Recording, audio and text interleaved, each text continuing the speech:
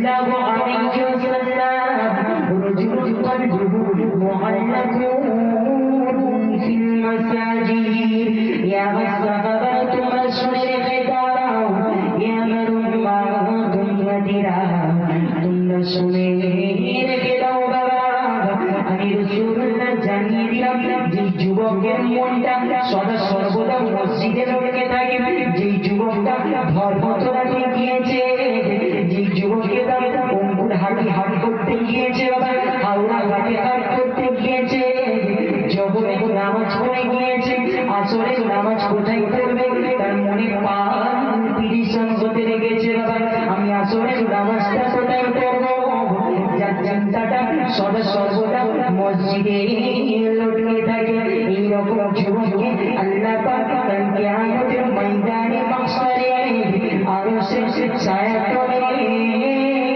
ছায়া দেবে। সুবহানাল্লাহ।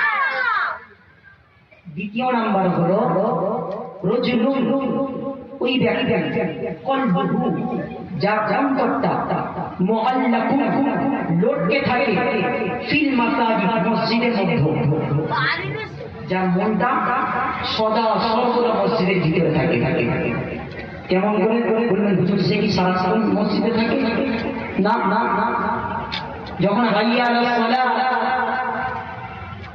এসো নামাজের দিকে হাইয়া আলাল ফালাহ এসো কামিয়াবির দিকে সঙ্গে সঙ্গে দোকানে সাদাটা লাগিয়ে দিয়ে বেচা কেনা বন্ধ করে দিয়ে শত ব্যর্থতা ছেড়ে দিয়ে আল্লাহর দরবারে এসে বলে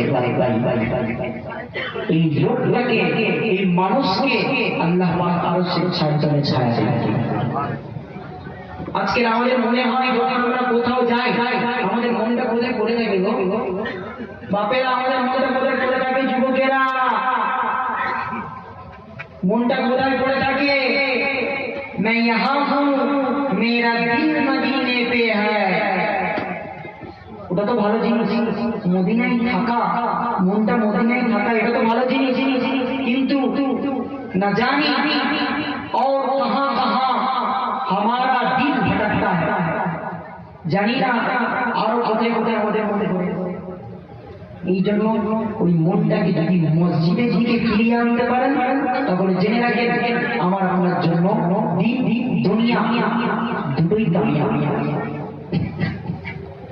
দুই নম্বর আমরা শুনলাম চলে তৃতীয় নাম্বার কারা আরশের ছায়াতলে ছায়া হে যুবকেরা জামার বন্ধুরা জামার মুরব্বিয়ানেরা শুনে রেখে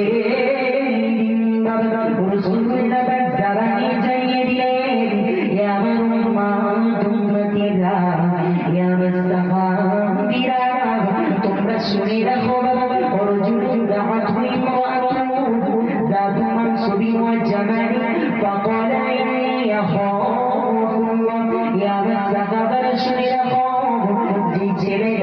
যখন কোন সুন্দর মহিলা যখন কোন দেখতে সুন্দর মহিলা যখন তাকে ব্যভিচার করার জন্য ডাকবে তখন সেই যুবকটা বলবে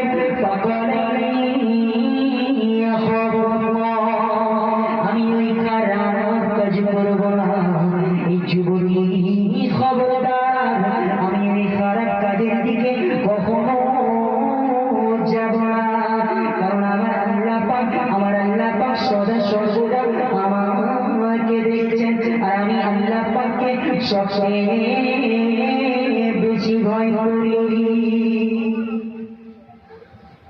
একটু জোরে বলা যাবে না সুবহানাল্লাহ নারে তাকবীর আর একটু জোরে বলেন না নারে তাকবীর মাশাআল্লাহ।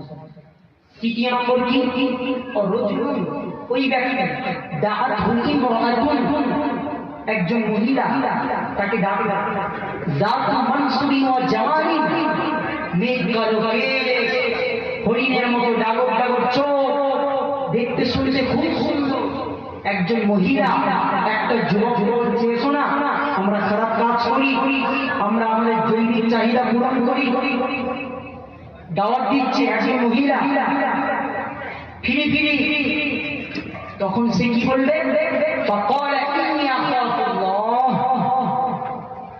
আমি আল্লাহকে ভয় করি এই রকম যুবককে আল্লাহ পাক কাল কিয়ামতের ময়দানে মাহশারে তাকে আরশের ছায়াতলে ছায়া দান করবেন। এই রকম যুবক আর পাওয়া যাবে 2026-এ? পাওয়া যাবে? আগে পাওয়া যাবে না, যে 2026 কি 2001 থেকেও পাওয়া যেত না, কারণ সেই জামানা চলে গিয়েছে। সেই জামানা চলে গিয়েছে। দেখেন সব ভালো ভালো মানুষগুলো সব চলে যাচ্ছে, ভালো ভালো মানুষগুলো সব চলে যাচ্ছে। বা যুবকেরা যৌবন বয়সে ইবাদতটাই কিন্তু তোমাদের কাজে লাগাতে হবে। তোমরা মনে করছো না আমাদের দাড়িগুলো যেদিন পাকবে তারপর আমরা মসজিদে ঢুকবো, খবরদার। এই কদিন আগে আপনার 1 সপ্তাহ হচ্ছে আমি পরীক্ষা দিতে গিয়েছিলাম, জানাজার নামাজ পড়াতে পারি। আপনাদের এখানেই ধুলোগড়ে সর্দার পাড়া, ওখানে একজন 40 বছর বয়স, 40 বছর বয়স, এগুলো ভাববার বিষয়। বিয়ে বাড়িতে খেতে গিয়েছে আত্মীয় স্বজনদের নিয়ে, খেতে গিয়ে বিয়ে বাড়িতে খাওয়া দাওয়া করে এসে বিছানায় শুয়েছে, সঙ্গে সঙ্গে আল্লাহ ডেকে নিয়েছে। আর একটা জল জ্যান্ত ছেলে, যেমন কাজ করতে যান তেমন পোস্তাগারের কাছে কাজ করতো, মানে যুবক ছেলে কাজ করে হেঁটে হেঁটে বাড়িতে গিয়েছে, খাওয়া দাওয়া করেছে, 2-3টে থেকে বুকের এখানে ব্যথা হচ্ছে, বুকের এখানে ব্যথা হতে হতে কোনো গ্যারান্টি আছে? জোরে বলেন না, কোনো গ্যারান্টি আছে? আর 4টে প্রশ্নের উত্তর না দেওয়া পর্যন্ত হাসরের ময়দানে কেউ একটা পাও আগে একটা পা দেওয়া। তো চলেন ওদিকের আলোচনাটা আগে করি, আরো সে ছায়া তলে। হে তরুণ যুবকেরা, জামার বন্ধুরা, জামার মুরব্বিয়ানিরা, শুনে গে রাসূলুল্লাহ জামানি জানিয়ে দিলেন, করা রাসূলুল্লাহ সাল্লাল্লাহু আলাইহি ওয়াসাল্লাম, ইয়া মুসাফিরা, তোমরা শুনে রেখে দাও, যে যুবকরা জওয়ানি বয়সে, যে যুবকরা জওয়ানি বয়সে আল্লাহ পাকের মসজিদে এসে বেশি বেশি করে ইবাদত বন্দেগী করতো, যার মনটা সমস্ত সদা সর্বদা, যার মনটা মসজিদের মধ্যে থাকতো এবং সদা সর্বদা জওয়ানিটা পুরোপুরি ইবাদতের মধ্যে লাগিয়েছে, আমি আল্লাহ পাক তাকে কিয়ামতের ময়দানে মাহশারে আরশের ছায়া তলে ছায়া দেব। আর একটু জোরে বলেন এখনই বলছিলাম না জওয়ানি বয়স ইবাদত, আর এসেও গিয়েছে। রাসূলুল্লাহ বলছে যেই ব্যক্তিটা, যেই যুবক ছেলেটা জওয়ানি বয়সে আল্লাহ ইবাদত বন্দেগী করেছে, আল্লাহ পাক তাকে আরশের ছায়া তলে ছায়া দেবে।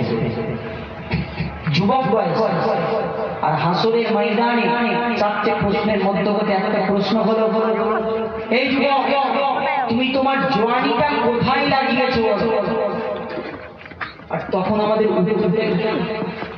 না, আল্লাহ পাক জওয়ানি বয়সে বাংলা মদ খেয়েছি, তারি খেয়েছি, জুয়া খেলা কাটিয়েছি, এখন তো মদ সব জায়গায় অ্যাভেলেবেল, চোখ লাল ঘুরছে, বাবা দেখলে ভয় লাগে।